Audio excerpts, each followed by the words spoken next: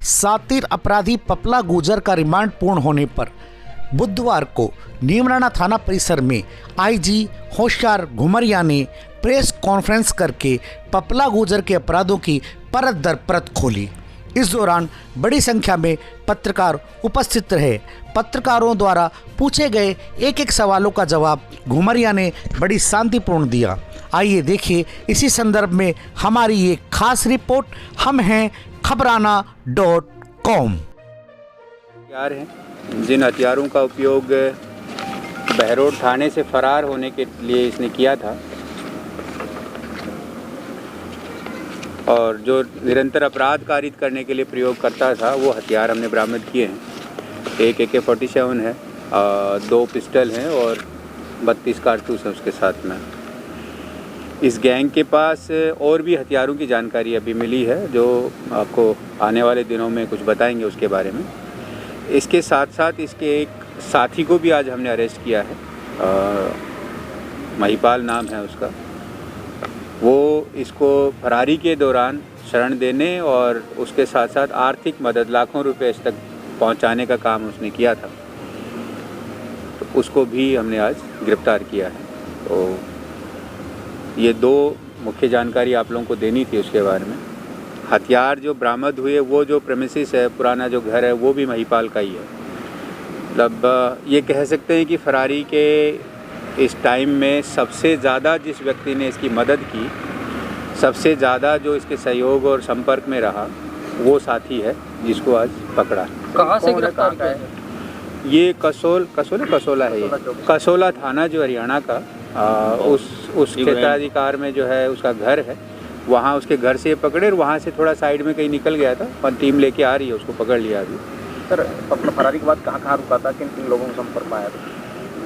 Ferrari के बाद कहाँ रुका, ये तो बहुत लंबी सूची है कि शुरुआती महीनों में ये उत्तर भारत में ही था और मथुरा, आगरा, कानपुर, बनारस, हरिद्वार, ऋषिकेश, मतलब बहुत जगहों पे उत्तर भारत में रुका है। उसके बाद ये धीरे एक बार नागपुर पहुंचा, फिर वहाँ से कोल्हापुर पहुंचा है। कोल्हापुर जाने के बाद एक बार वापस यहाँ आया है, फिर कोल्हापुर गया है। सर, कल कोर्ट में पेश किया था, इसके बाद क्या पुलिस दोबारा से किसी रिमांड लेंगी? बिल्कुल लेंगे, अभी तो और केस है ना हमारे पास में। सर, वारदात के तुरंत बाद ये कहाँ रुका?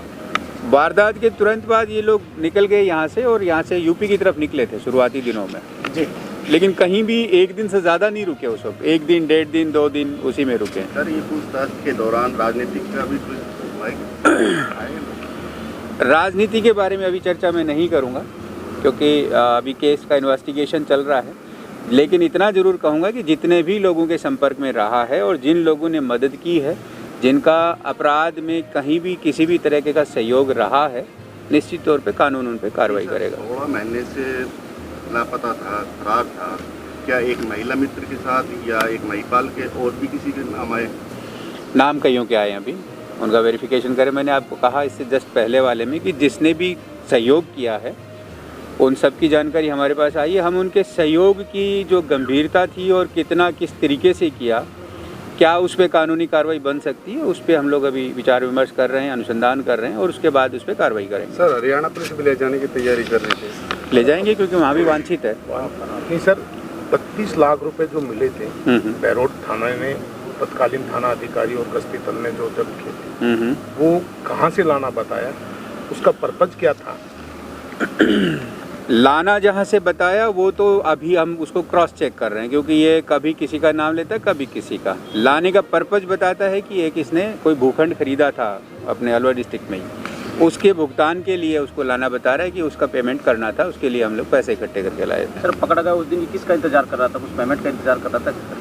शायद गाड़ी खराब हुई थी और सर गाड़ी खराब थी तो फिर उस गाड़ी से भगा क्यों? भगा क्यों, ये बिल्कुल बात सही है। मैंने कहा ना, इसकी कही हुई बातों के अभी हम लोग बहुत सारी इन्वेस्टिगेशन उस पर, कोई अपराधी सच नहीं बोलता पूरी तरह से। जो कुछ बताया जा रहा है उसका सत्यापन कर रहे हैं, जैसी जैसी सूरत आ रही है उसके हिसाब से आगे कार्रवाई कर रहे हैं। एक सर, तत्कालीन थाना अधिकारी और दूसरे जो पुलिसकर्मी थे उन पे ये इल्जाम लगाया गया कि उसको फरारी में उन्होंने मदद की है। क्या इन्वेस्टिगेशन में इस तरह की कोई बात आई सामने निकल? देखिए, उनकी एक पैरेलल इंक्वायरी चल रही है अभी ठीक है, वो अभी मैं आपके साथ शेयर नहीं करूंगा उसमें, लेकिन कोई ऐसे तथ्य आए जिनको आपको शेयर करने का मुझे ठीक लगा, निश्चित तौर पे करेंगे उस पर। सर महिला मित्र को भी ये धोखा देकर रह रहा था, किस तरह क्या था? इनकी परिभाषा में धोखा क्या है पहले आप ये समझो ना उस चीज़ को। इनका ये है कि इनका काम निकल जाए किसी भी तरीके से, वो इनकी नज़रों में धोखा नहीं होता है, ये अपना काम निकालते हैं, उसके लिए किसी को भी यूज कर सकते हैं। ये सर किराए पे किसने ले रखा था? पपला ने ले रखा था, महिला मित्र ने ले रखा था? वो जो पर्टिकुलर मकान था वो महिला मित्र ने ले रखा था। क्या इस महिला मित्र को पता था कि ये पपला है? ये बात हम पहले बता चुके हैं, यार ये तो। पहले बता चुके हैं। महिला मित्र कहती है मुझे पता नहीं था, ये भी कहता है मुझे पता नहीं था, लेकिन ये पूरी तरह से अभी भी, चूँकि एक बार हम कोल्हापुर वापस भेजेंगे टीम को, तभी ये चीज़ें क्लियर होंगी। सर, जिस समय पपला फरार हुआ था उसके बाद पुलिस के उच्च अधिकारी बहरोड थाने में निरीक्षण किया था। उसके बाद ये कहा गया था कि पुलिस की ऊपर वाली बिल्डिंग पर शीशे लगाए जाएंगे और संतरी तैयार रहेंगे ऑलरेडी।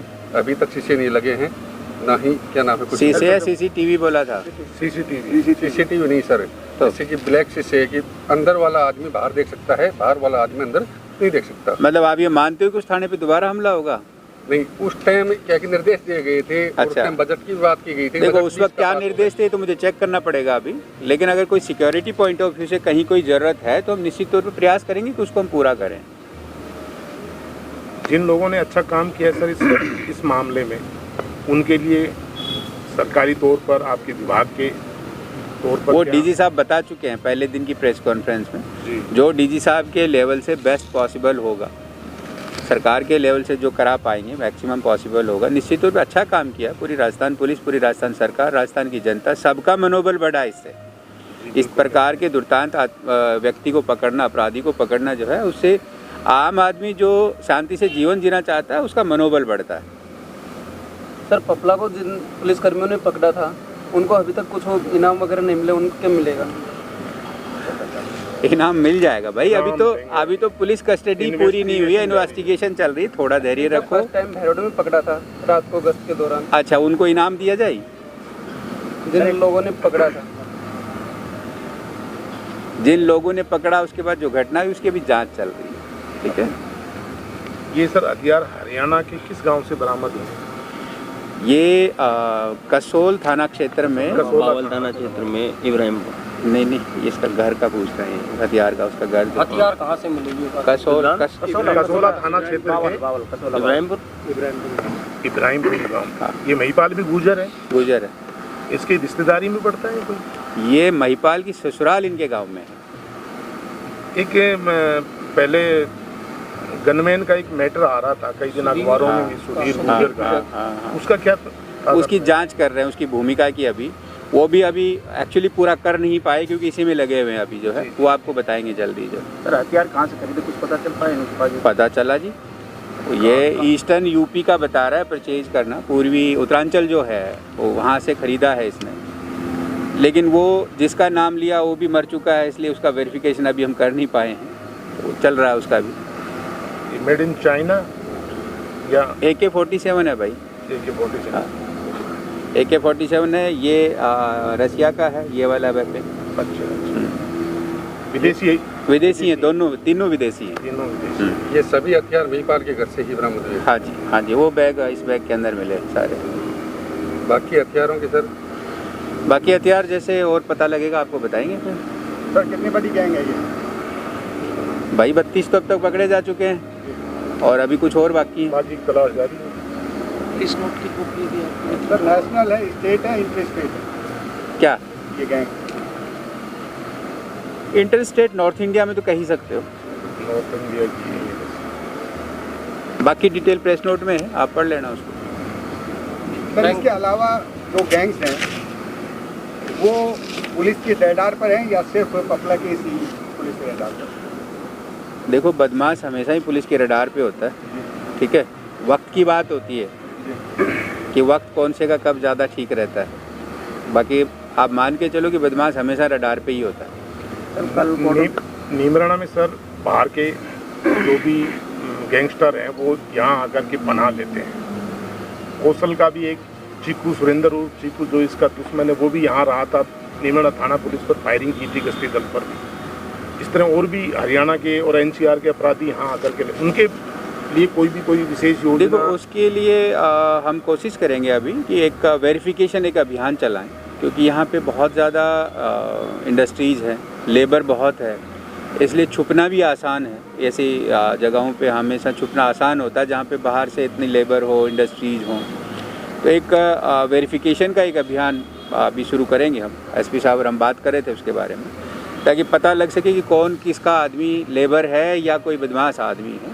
और चूँकि यहाँ पे बहुत सारी ऐसी बिल्डिंगें हैं जिनमें आराम से किराए पे मकान मिलना ये जो है वो भी है, तो जो ऑनर हैं, मालिक हैं बिल्डिंगों के, उनको भी पाबंद करेंगे कि जब भी किराए पे किसी को दें तो एक प्रॉपर दस्तावेज़ लें और पुलिस थाने को उसकी सूचना दें ताकि उसका सत्यापन किया जा सके।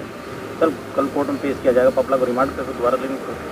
हाँ, अभी और केस है ना हमारे पास में, बिल्कुल लेंगे, अभी बिल्कुल लेंगे। सर, इन गैंग्स के मामले में पुलिस के अलावा इंटेलिजेंस विंग्स की क्या भूमिका है? इंटेलिजेंस विंग्स फेल नहीं पा रहे आप?